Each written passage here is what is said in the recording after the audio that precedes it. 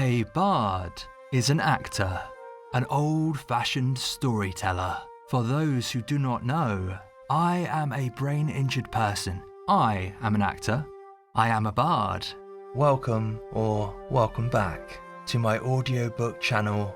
If you are enjoying this content, please make sure that you have hit the subscribe or follow button, depending where you listen to AudioBard. And also, please share and pressing of the thumbs up like button on YouTube, pressing the notification bell as well. Any of those you can do will help me immensely.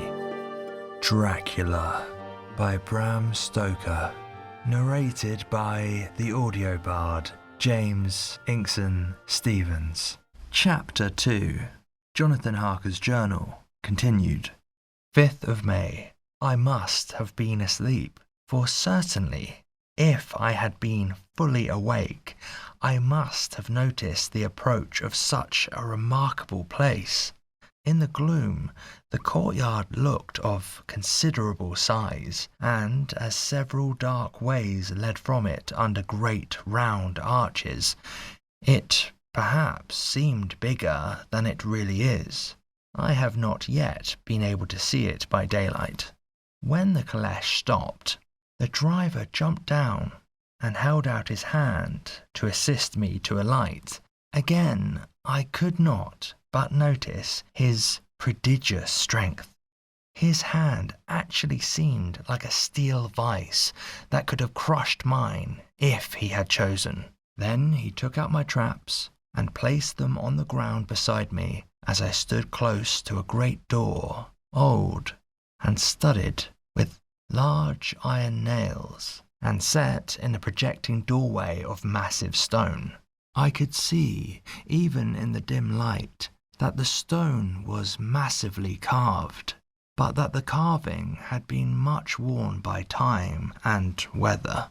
As I stood, the driver jumped again into his seat and shook the reins. The horses started forward, and trap and all disappeared down one of the dark openings. I stood in silence where I was, for I did not know what to do. Of bell or knocker there was no sign through these frowning walls and dark window openings. It was not likely that my voice could penetrate. The time I waited seemed endless, and I felt doubts and fears crowding upon me. What sort of place had I come to, and among what kind of people? What sort of grim adventure was it on which I had embarked? Was this a customary incident in the life of a solicitor's clerk, sent out to explain the purchase of a London estate to a foreigner? Solicitor's clerk. Mina would not like that. Solicitor. For just before leaving London, I got word that my examination was successful, and I am now a full-blown solicitor. I began to rub my eyes and pinch myself to see if I were awake. It all seemed like a horrible nightmare to me, and I expected that I should suddenly wake and find myself at home, with the dawn struggling in through the windows, as I had now and again felt in the morning after a day of overwork. But my flesh answered the pinching test, and my eyes were not to be deceived. I was indeed awake and among the Carpathians. All I could do now was to be patient and to wait the coming of the morning. Just as I had come to this conclusion, I heard a heavy step approaching behind the great door, and saw through the chinks and the gleam of a coming light. Then there was the sound of rattling chains, and the clanking of massive bolts drawn back. A key was turned with the loud grating noise of long disuse, and the great door swung back. Within stood a tall old man, clean-shaven save for a long white moustache, and clad in black from head to foot, without a single speck of colour about him anywhere. He held in his hand an antique silver lamp in which the flame burned without chimney or globe of any kind, throwing long quivering shadows as it flickered in the draught of the open door.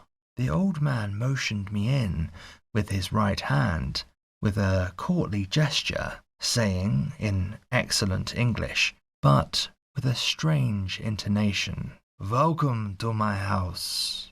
Enter freely and of your own will." He made no motion of stepping to meet me, but stood like a statue, as though his gesture of welcome had fixed him into stone.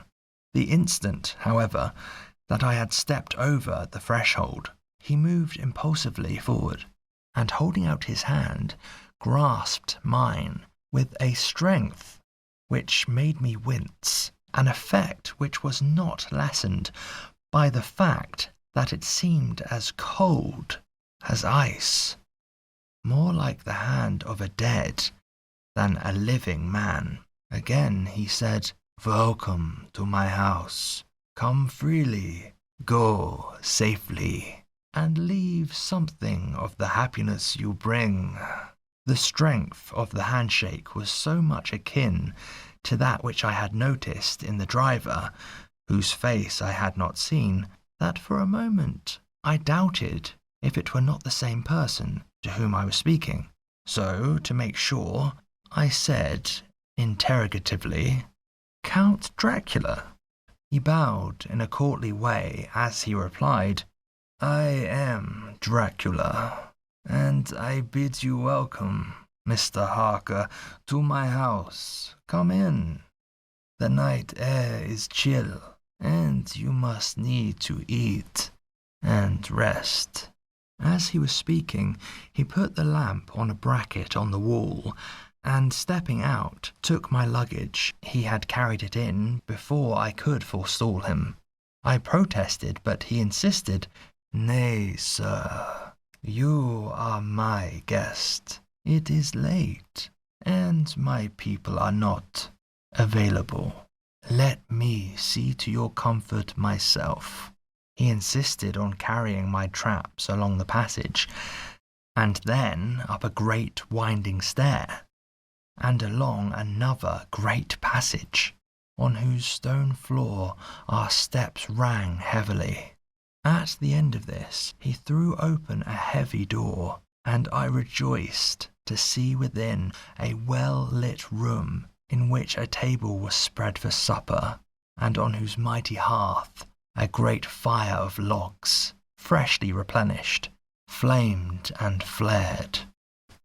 The Count halted, putting down my bags, closed the door, and, crossing the room, opened another door, which led into a small octagonal room lit by a single lamp, and seemingly without a window of any sort. Passing through this, he opened another door, and motioned me to enter. It was a welcome sight, for here was a great bedroom, well lighted and warmed with another log fire, also added to but lately, for the top logs were fresh, which sent a hollow roar up the wide chimney. The Count himself left my luggage inside and withdrew, saying, before he closed the door, "You will need, after your journey, to refresh yourself by making your toilet. I trust you will find all you wish. When you are ready, come into the other room, where you will find your supper prepared." The light and warmth, and the Count's courteous welcome, seemed to have dissipated all my doubts and fears. Having then reached my normal state, I discovered that I was half famished with hunger. So, making a hasty toilet, I went into the other room. I found supper already laid out. My host, who stood on one side of the great fireplace, leaning against the stonework, made a graceful wave of his hand to the table, and said, "I pray you, Be seated and sup how you please. You will, I trust, excuse me that I do not join you, but I have dined already, and I do not sup. I handed to him the sealed letter which Mr. Hawkins had entrusted to me. He opened it and read it gravely. Then, with a charming smile, he handed it to me to read. One passage of it, at least, gave me a thrill of pleasure. I must regret that an attack of gout, from which malady I am a constant sufferer, forbids absolutely any travelling on my part for some time to come. But I am happy to say I can send a sufficient substitute, one in whom I have every possible confidence. He is a young man, full of energy and talent in his own way, and of a very faithful disposition. He is discreet and silent, and has grown into manhood in my service. He shall be ready to attend on you when you will during his stay, and shall take your instructions in all matters. The Count himself came forward and took off the cover of a dish, and I fell to at once on an excellent roast chicken. This, with some cheese and a salad, and a bottle of old Tokai, of which I had 2 glasses, was my supper. During the time I was eating it, the Count asked me many questions as to my journey, and I told him, by degrees, all I had experienced. By this time I had finished my supper, and by my host's desire had drawn up a chair by the fire and begun to smoke a cigar which he offered me, at the same time excusing himself that he did not smoke. I had now an opportunity of observing him, and found him of a very marked physiognomy. His face was a very strong, aquiline, with high bridge of the thin nose, peculiarly arched nostrils, with lofty, domed forehead, and hair growing scantily round the temples, but profusely elsewhere. His eyebrows were very massive, almost meeting over the nose, and with bushy hair that seemed to curl in its own profusion. The mouth, so far as I could see it under the heavy moustache, was fixed and rather cruel-looking, with peculiarly sharp white teeth.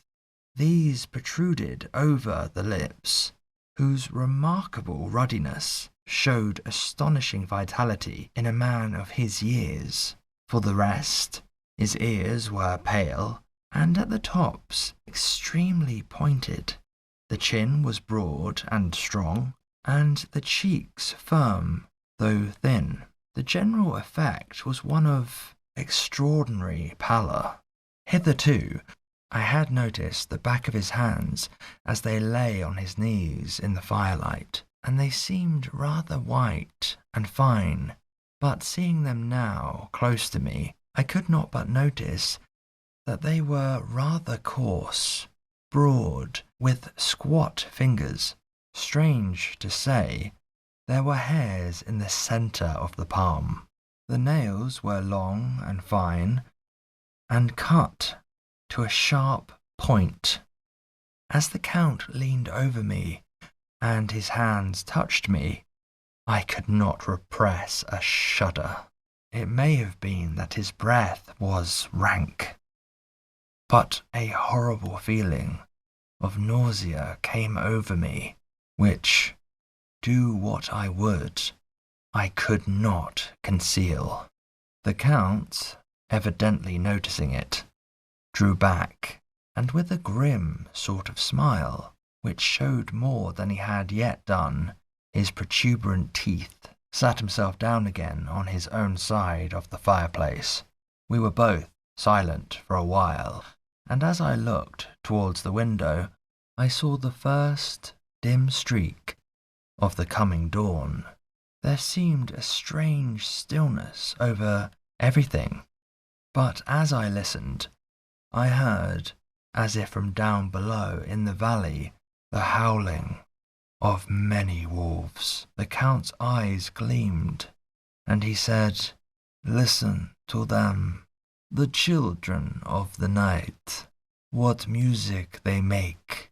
Seeing, I suppose, some expression in my face strange to him, he added, "Ah, sir, you dwellers in the city cannot enter into the feelings of the hunter." Then he rose and said, "But you must be tired. Your bedroom is all ready, and tomorrow you shall sleep as late as you will. I have to be away till the afternoon, so sleep well and dream well." With a courteous bow, he opened for me himself the door to the octagonal room, and I entered my bedroom. I am all in a sea of wonders. I doubt, I fear, I think strange things which I dare not confess to my own soul. God keep me, if only for the sake of those dear to me. 7th of May. It is again early morning, but I have rested and enjoyed the last 24 hours. I slept till late in the day and awoke of my own accord.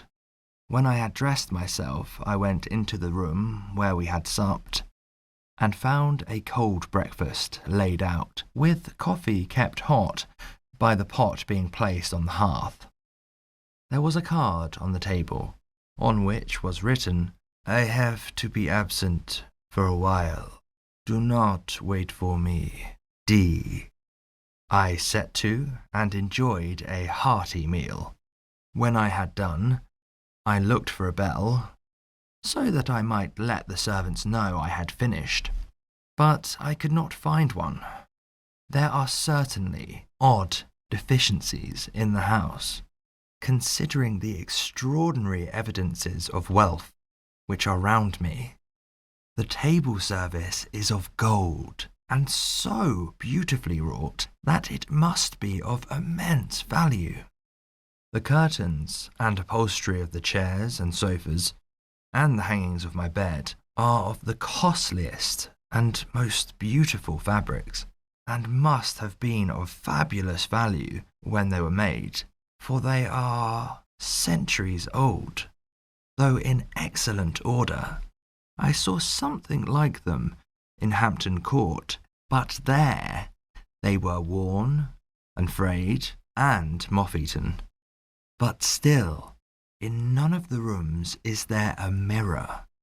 There is not even a toilet glass on my table, and I had to get the little glass from my bag before I could either shave or brush my hair. I have not yet seen a servant anywhere, or heard a sound near the castle, except the howling of the wolves. Some time after I finished my meal, I do not know whether to call it breakfast or dinner, for it was between 5 and 6 o'clock when I had it. I looked about for something to read, for I did not like to go about the castle until I had asked the Count's permission. There was absolutely nothing in the room, book, newspaper, or even writing materials. So I opened another door in the room and found a sort of library.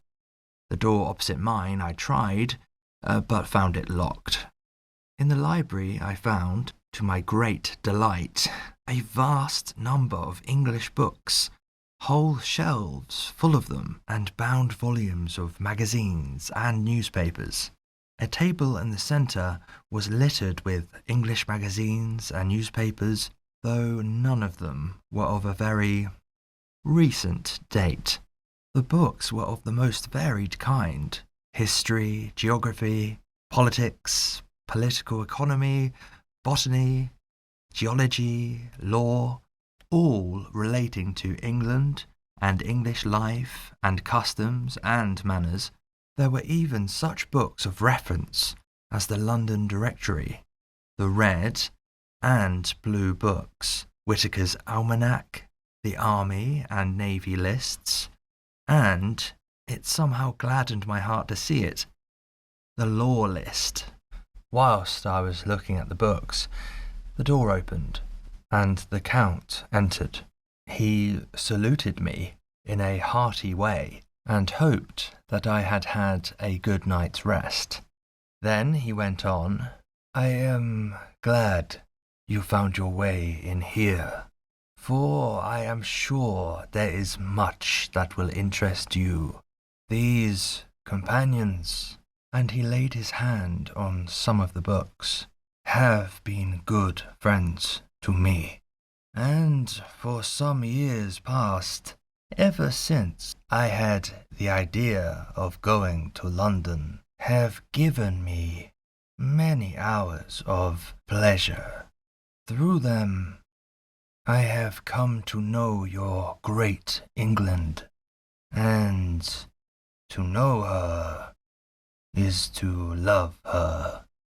I long to go through the crowded streets of your mighty London, to be in the midst of the whirl and rush of humanity, to share its life, its change, its death, and all that makes it what it is. But alas, as yet I only know your tongue through books. To you, my friend, I look that I know it to speak." "But, Count," I said, "you know and speak English thoroughly." He bowed gravely. "I thank you, my friend, for your all too flattering estimate, but yet I fear that I am but a little way on the road I would travel. True, I know the grammar and the words, but yet I know not how to speak them." "Indeed," I said, "you speak excellently." "Not so," he answered. "Well, I know that, did I move and speak in your London, none there are who would not know me for a stranger. That is not enough for me. Here I am noble, I am boyar, the common people know me, and I am master. But a stranger in a strange land, he is no one. Men know him not, and to know not is to care not for.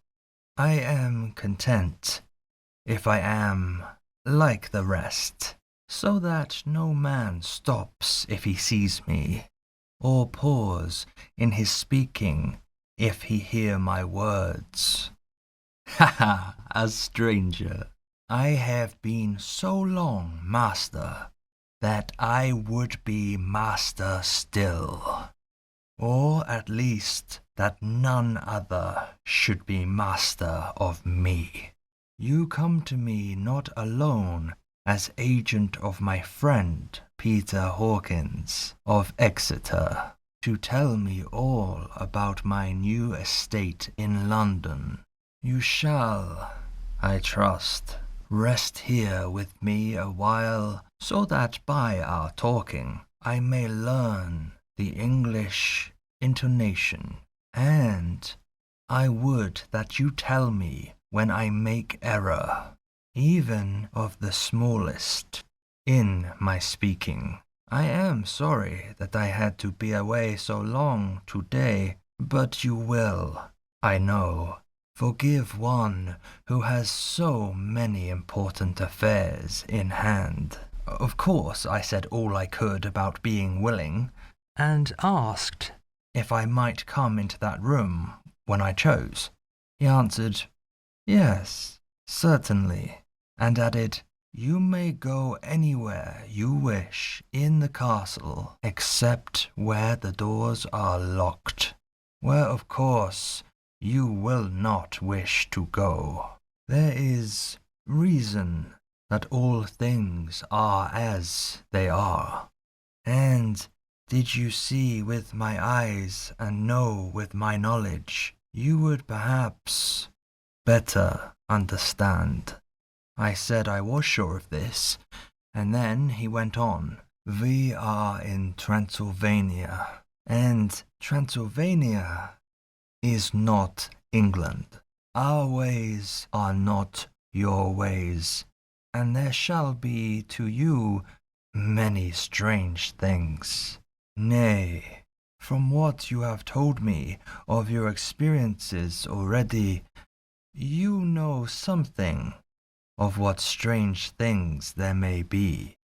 This led to much conversation, and as it was evident that he wanted to talk, if only for talking's sake, I asked him many questions regarding things that had already happened to me or come within my notice. Sometimes he sheared off the subject or turned the conversation by pretending not to understand, but generally he answered all I asked most frankly. Then, as time went on, and I had got somewhat bolder, I asked him of some of the strange things of the preceding night, as, for instance, why the coachman went to the places where he had seen the blue flames. He then explained to me that it was commonly believed that on a certain night of the year, last night in fact, when all evil spirits are supposed to have unchecked sway, a blue flame is seen over any place where treasure has been concealed. That treasure has been hidden, he went on. In the region through which you came last night, there can be but little doubt, for it was the ground fought over for centuries by the Wallachian, the Saxon, and the Turk. Why, there is hardly a foot of soil in all this region that has not been enriched by the blood of men, patriots or invaders. In old days, there were stirring times when the Austrian and the Hungarian came up in hordes, and the patriots went out to meet them, men and women, the aged and the children too, and waited their coming on the rocks above the passes, that they might sweep destruction on them with their artificial avalanches. When the invaders was triumphant, he found but little, for whatever there was had been sheltered in the friendly soil. But how, said I, can it have remained so long undiscovered, when there is a sure index to it, if men will but take the trouble to look? The Count smiled, and as his lips ran back over his gums, the long, sharp, canine teeth showed out strangely. He answered, Because your peasant is at heart a coward and a fool. Those flames only appear on one night, and on that night no man of this land will, if he can help it, stir without his doors. And, dear sir, even if he did, he would not know what to do. Why, even the peasant you tell me of, who marked the place of the flame, would not know where to look in daylight, even for his own work. Even you would not, I dare be sworn, be able to find these places again? There you are right, I said. I know no more than the dead where even to look for them. Then we drifted into other matters. Come, he said at last, tell me of London, and of the house which you have procured for me. With an apology for my remissness, I went into my own room to get the papers from my bag. Whilst I was placing them in order, I heard a rattling of china and silver in the next room, and as I passed through, noticed that the table had been cleared and the lamp lit, for it was by this time deep into the dark. The lamps were also lit in the study or library, and I found the Count lying on the sofa, reading, of all things in the world, an English Bradshaw's Guide. When I came in, he cleared the books and papers from the table, and with him I went into plans and deeds and figures of all sorts. He was interested in everything, and asked me a myriad questions about the place and its surroundings. He clearly had studied beforehand all he could get on the subject of the neighbourhood, for he evidently, at the end, knew very much more than I did. When I remarked this, he answered, "Well, but, my friend, is it not needful that I should? When I go there I shall be all alone, and my friend Harker Jonathan, nay, pardon me, I fall into my country's habit of putting your patronymic first. My friend Jonathan Harker will not be at my side to correct and aid me. He will be in Exeter, miles away, probably working at papers of the law with my other friend Peter Hawkins, so we went thoroughly into the business of the purchase of the estate at Purfleet. When I had told him the facts and got his signature to the necessary papers, and had written a letter with them ready to post to Mr. Hawkins, he began to ask me how I had come across so suitable a place. I read to him the notes which I had made at that time, and which I inscribe here. At Purfleet, on a by-road, I came across just such a place as seemed to be required, and where was displayed a dilapidated notice that the place was for sale. It is surrounded by a high wall of ancient structure, built of heavy stones, and has not been repaired for a large number of years. The closed gates are of heavy old oak and iron, all eaten with rust. The estate is called Carfax, no doubt a corruption of the old Quatre Faces, as the house is four-sided, agreeing with the cardinal points of the compass. It contains in all some 20 acres, quite surrounded by the solid stone wall above mentioned. There are many trees on it, which make it in places gloomy, and there is a deep, dark-looking pond or small lake, evidently fed by some springs, as the water is clear and flows away in a fair-sized stream. The house is very large, and of all periods back, I should say, to medieval times, for one part is of stone immensely thick, with only a few windows high up, and heavily barred with iron. It looks like part of a keep, and is close to an old chapel or church. I could not enter it, as I had not the key of the door leading to it from the house, but I have taken, with my Kodak, views of it from various points. The house has been added to, but in a very straggling way, and I can only guess at the amount of ground it covers, which must be very great. There are but few houses close at hand, one being a very large house, only recently added to, and formed into a private lunatic asylum. It is not, however, visible from the grounds. When I had finished, he said, "I am glad that it is old and big. I myself am of an old family, and to live in a new house would kill me.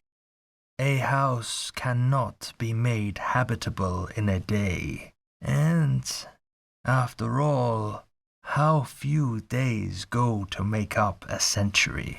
I rejoice also that there is a chapel of old times. We Transylvanian nobles love not to think that our bones may lie amongst the common dead. I seek not gaiety nor mirth, not the bright voluptuousness of much sunshine and sparkling waters, which please the young and gay. I am no longer young, and my heart, though weary years of mourning over the dead, is not attuned to mirth. Moreover, the walls of my castle are broken, the shadows are many, and the wind breathes cold through the broken battlements and casements. I love the shade and the shadow, and would be alone with my thoughts when I may. Somehow his words and his look did not seem to accord, or else it was that his cast of face made his smile look malignant and saturnine. Presently, with an excuse, he left me, asking me to put all my papers together. He was some little time away, and I began to look at some of the books around me. One was an atlas, which I found opened naturally at England, as if that map had been much used. On looking at it, I found, in certain places, little rings marked, and on examining these I noticed that one was near London, on the east side, manifestly where his new estate was situated. The other two were Exeter and Whitby on the Yorkshire coast. It was the better part of an hour when the Count returned. "Aha!" he said. "Still at your books. Good. But you must not work always. Come. I am informed that your supper is ready." He took my arm, and we went into the next room, where I found an excellent supper ready on the table. The Count again excused himself, as he had dined out on his being away from home, but he sat on the previous night and chatted whilst I ate. After supper, I smoked, as on the last evening, and the Count stayed with me, chatting and asking questions on every conceivable subject, hour after hour. I felt it was getting very late indeed, but I did not say anything, for I felt under obligation to meet my host's wishes in every way. I was not sleepy, as the long sleep yesterday had fortified me, but I could not help experiencing that chill which comes over one at the coming of the dawn, which is like, in its way, the turn of the tide. They say that people who are near death die generally at the change to the dawn, or at the turn of the tide. Anyone who has, when tired, and tied, as it were, to his post, experienced this change in the atmosphere can well believe it. All at once we heard the crow of a cock coming up with preternatural shrillness through the clear morning air. Count Dracula, jumping to his feet, said, "Why, there is the morning again. How remiss I am to let you stay up so long. You must make your conversation regarding my dear new country of England less interesting, so that I may not forget how time flies by us." And, with a courtly bow, he quickly left me. I went into my own room and drew the curtains, but there was little to notice. My window opened into the courtyard. All I could see was the warm grey of quickening sky, So I pulled the curtains again and have written of this day. 8th of May. I began to fear, as I wrote in this book, that I was getting too diffuse. But now I am glad that I went into detail from the first, for there is something so strange about this place and all in it that I cannot but feel uneasy. I wish I were safe out of it, or that I had never come. It may be that this strange night existence is telling on me, but would that were all. If there were anyone to talk to, I could bear it. But there is no one. I have only the Count to speak with, and I fear I am myself the only living soul within this place. Let me be prosaic so far as facts can be. It will help me to bear up. And imagination must not run riot. If it does, I am lost. Let me say at once how I stand, or seem to. I only slept a few hours when I went to bed, and feeling that I could not sleep any more, got up. I had hung my shaving glass by the window and was just beginning to shave. Suddenly I felt a hand on my shoulder and heard the Count's voice saying to me, "Good morning." I started, for it amazed me that I had not seen him, since the reflection of the glass covered the whole room behind me.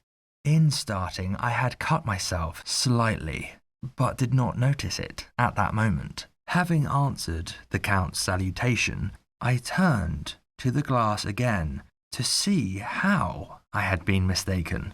This time there could be no error, for the man was close to me, and I could see him over my shoulder. But there was no reflection of him in the mirror. The whole room behind me was displayed, but there was no sign of a man in it, except myself. This was startling, and coming on the top of so many strange things, was beginning to increase that vague feeling of uneasiness which I always have when the Count is near. But at the instant I saw that the cut had bled a little, and the blood was trickling over my chin. I laid down the razor, turning as I did so half round to look for some sticking plaster. When the Count saw my face, his eyes blazed with a sort of demonic fury, and he suddenly made a grab at my throat. I drew away, and his hand touched the string of beads which held the crucifix. It made an instant change in him, for the fury passed so quickly that I could hardly believe that it was ever there. "Take care," he said. "Take care how you cut yourself. It is more dangerous than you think in this country." Then, seizing the shaving glass, he went on, "And this is the wretched thing that has done the mischief. It is a foul bauble of man's vanity. Away with it." And opening the heavy window with one wrench of his terrible hand, he flung out the glass, which was shattered into 1,000 pieces on the stones of the courtyard far below. Then he withdrew, without a word. It is very annoying, for I do not see how I am to shave, unless in my watch case or the bottom of the shaving pot. which is fortunately of metal. When I went into the dining room, breakfast was prepared, but I could not find the Count anywhere. So I breakfasted alone. It is strange that, as yet, I have not seen the Count eat or drink. He must be a very peculiar man. After breakfast, I did a little exploring in the castle. I went out on the stairs and found a room looking towards the south. The view was magnificent, and from where I stood, there was every opportunity of seeing it. The castle is on the very edge of a terrible precipice. A stone falling from the window would fall 1,000 feet without touching anything. As far as the eye can reach is a sea of green treetops, with occasionally a deep rift where there is a chasm. Here and there are silver threads where the rivers wind in deep gorges, but I am not in heart to describe beauty, for when I had seen the view, I explored further. Doors, doors, doors everywhere, and all locked and bolted. In no place, save from the windows in the castle walls, is there an available exit. The castle is a veritable prison, and I am a prisoner.